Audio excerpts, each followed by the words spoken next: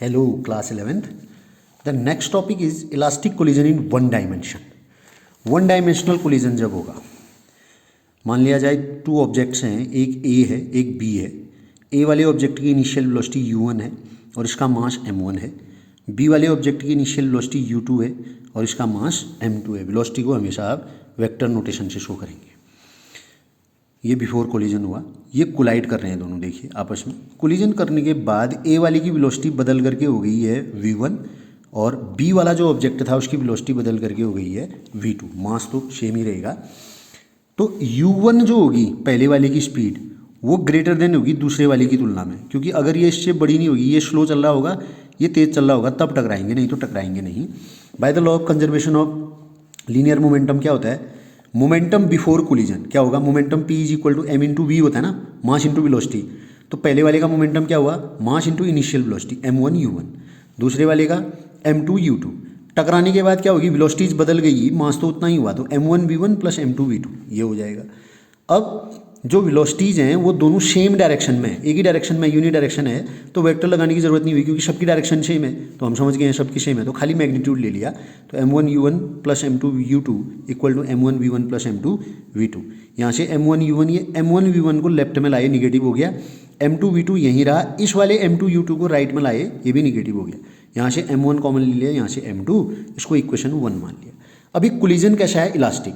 Elastic collision होता है तो उसमें काइनेटिक एनर्जी भी कंजर्व्ड रहती है। तो kinetic energy before collision half m v square होता है ना काइनेटिक एनर्जी, तो हाफ m1 v1 स्क्वायर, ये मैंने ये वाला पहले लिखना, यहीं से समझिए, इसको छोड़ दीजिए पहले वाली लाइन को। Half m1 u1 square plus half m2 u2 square, ये बिफोर कोलिजन वाली काइनेटिक एनर्जी हो जाएगी। और half m1 v1 square plus half m2 v2 square, ये क्या हुई, आफ्टर कोलिजन की स्पीड बदल गई ना उनकी।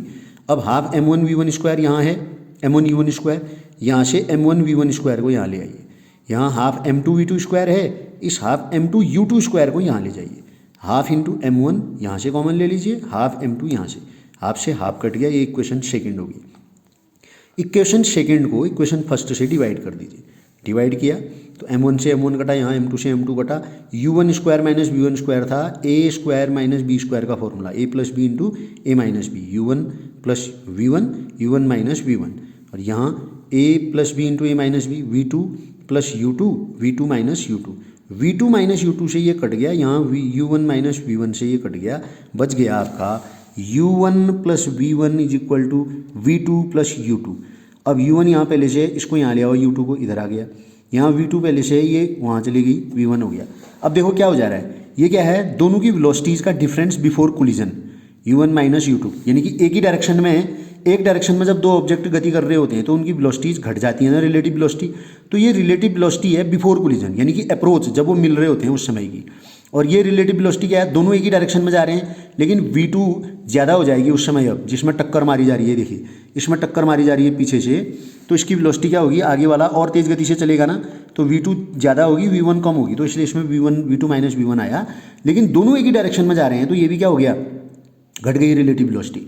तो ये है बिफोर कोलिजन की रिलेटिव वेलोसिटी, ये है आफ्टर कोलिजन की। तो in one dimensional elastic collision the relative velocity of approach या before collision is equal to relative velocity of separation after collision. ठीक है कि नहीं है, टकराने से पहले की रिलेटिव वेलोसिटी और टकराने के बाद की रिलेटिव वेलोसिटी क्या होती है, बराबर होती है। ये प्रूफ करने के लिए एग्जाम में पूछा जाता है वन डायमेंशनल कोलिजन में। अब हम टू डायमेंशनल कोलिजन की बात करेंगे नेक्स्ट वीडियो में।